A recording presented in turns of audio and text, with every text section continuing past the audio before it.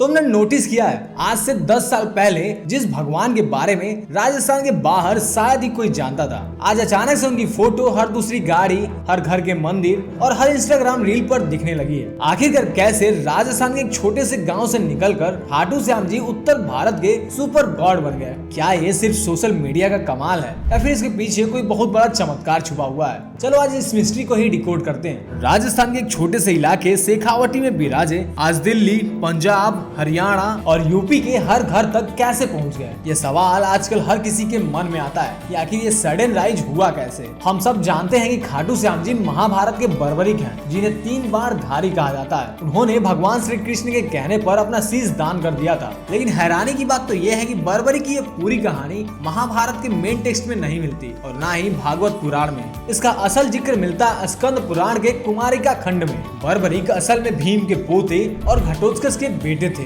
उनकी माँ का नाम कामकंठ कटा था। बर्बरिक बचपन से ही बहुत ही ज्यादा पावरफुल थे और उन्होंने देवी चामुंडा की तपस्या करके ऐसी पावरफुल शक्तियां पाली थी जो किसी के पास नहीं थी। उन्हें 3 ऐसे चमत्कारी बाण मिले थे जो पल भर में ही पूरी दुनिया को खत्म कर सकते थे। पहला बाण टारगेट को मार्क करता था, दूसरा उन्हें सेव करता जिन्हें बचाना होता और तीसरा सबका विनाश कर देता। जब महाभारत का युद्ध शुरू हुआ तब बर्बरिक ने अपनी माँ को ये वचन दिया कि वो उस साइड से लड़ेंगे जो साइड हार रही होगी और यही वो रीजन है कि उन्हें हारे का सहारा कहा जाता है। श्री कृष्ण पहले से ही जानते थे कि बर्बरिक कोई साधारण योद्धा नहीं है बल्कि अपार शक्ति का धनी है। उसके 3 बाणों की क्षमता ऐसी थी पूरे महाभारत का युद्ध कुछ ही पलों में समाप्त हो सकता था। ऊपर से उसका वचन कि हमेशा वो हारने वाले पक्ष का ही साथ देगा, जो कि इस युद्ध के बैलेंस को पूरी तरह से बिगाड़ सकता था। अगर वो कौरव की ओर से लड़ता और वो जीतने लगते तो पांडवों की तरफ चला आता और जब पांडव जीतने लगते तो वो कौरव की ओर चला जाता। इस तरह से अंत में दोनों ही सेनाएं नष्ट हो जाती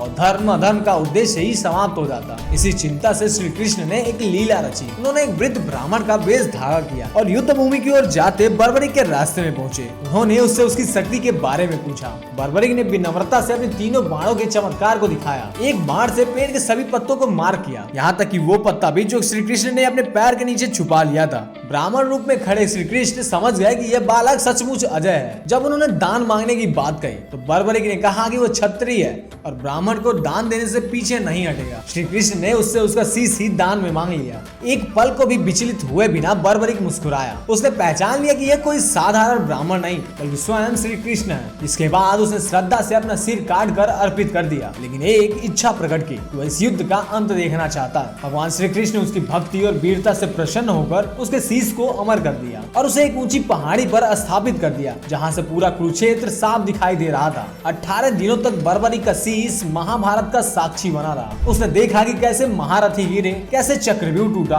कैसे भीष्म सरसैया पर लेटे और अंत में कैसे धर्म की विजय हुई। युद्ध समाप्त होने के बाद जब पांडवों में विवाद हुआ कि विजय का श्रेय किसे मिलता है, तब श्री कृष्ण उन्हें बर्बरिक के शीश के पास लेके गए। तब बर्बरिक ने कहा कि उसने युद्ध में तो किसी इंसान को लड़ते देखा ही नहीं। जिधर भी नजर गई उधर श्री कृष्ण का सुदर्शन चक्र और दिव्य शक्तियां ही संहार कर रही थी। यह सुनकर पांडवों का अहंकार शांत हो गया और सबने समझ लिया कि महाभारत की वास्तविक विजय ईश्वर का योजना का परिणाम था। कृष्ण के वरदान के अनुसार वही बर्बरिक कलयुग में श्याम के नाम से पूजे जाने लगे और समय के साथ साथ उनकी यह महिमा राजस्थान के सीकर जिले के छोटे से कस्बे खाटुआ पहुंची। फिर 11वीं शताब्दी में वहां के शासक रूप सिंह चौहान को एक दिव्य सपना दिखा, जिसमें उन्हें धरती के भीतर विराजमान एक शीश दिखाई दिया और आदेश मिला कि उसे निकालकर विधि विधान से स्थापित किया जाए। और अगली सुबह जब खुदाई करवाई गई तो सचमुच वहाँ पे एक दिव्य शीश मिला, जिसे बाद में एक भव्य मंदिर में प्रतिष्ठित किया गया। तभी से स्थान खाटू श्याम जी के नाम से प्रसिद्ध हो गया, जहाँ लोग मानते हैं कि सच्चे मन से की गई प्रार्थना बाबा श्याम तक सीधे पहुँचती है, क्योंकि वो स्वयं महाभारत के साक्षी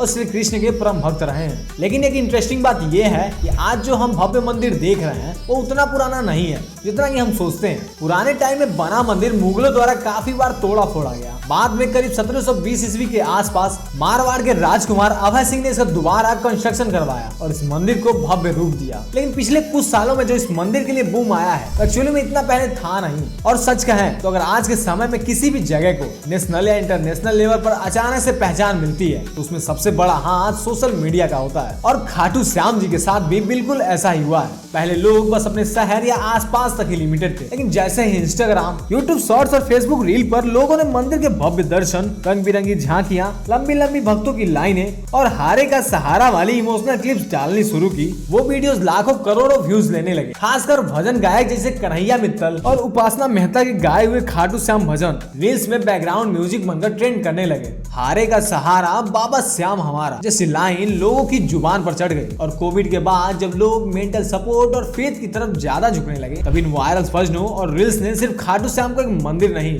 बल्कि एक ट्रेंडिंग स्पिरिचुअल मूवमेंट बना दिया। और आज की हालत ये है कि कोई भी इन्फ्लुएंसर या ट्रैवलर खाटू श्याम जाके कोई भी वीडियो डाल दे, वो वीडियो अपने आप ही रीच पकड़ लेती है। और इसी डिजिटल वेव ने खाटू श्याम को लोकल श्रद्धा से उठाकर नेशनल ऑब्सेशन बना दिया। बनिया और मारवाड़ी समाज ने भी इस कल्ट को फैलाने में लीड रोल निभाई है। राजस्थान से निकलकर ये समाज जहाँ जहाँ भी गया वहाँ खाटू श्याम जी के मंदिर बनवाए, बड़े बड़े भंडारे करवाए। जब लोगों ने देखा कि उनके साथ रहने वाले लोग बाबा की वजह से मेंटल पीस और सक्सेस पा रहे हैं, तो उनका विश्वास बाबा की तरफ और भी ज्यादा बढ़ गया। एक तरह से ये वर्ड ऑफ माउथ पब्लिसिटी का काम कर गया। आज खाटू में हर हफ्ते लाखों लोग आते हैं और मेले के टाइम तो भीड़ संभालनी मुश्किल हो जाती है। खाटू श्याम अब सिर्फ एक लोकल देवता नहीं बल्कि बहुत बड़े फेथ का सेंटर बन चुके हैं। सरकार ने भी मंदिर के आसपास बहुत सारे डेवलपमेंट किए, कॉरिडोर्स को बड़ा किया है ताकि भीड़ को मैनेज किया जा सके। एंड कुछ लोग इन्हें बनियों का भगवान कहते हैं, लेकिन सच ये है कि आज हर जाति हर स्टेट के लोग वहाँ आकर माथा टेकते हैं। और टेके भी क्यों ना,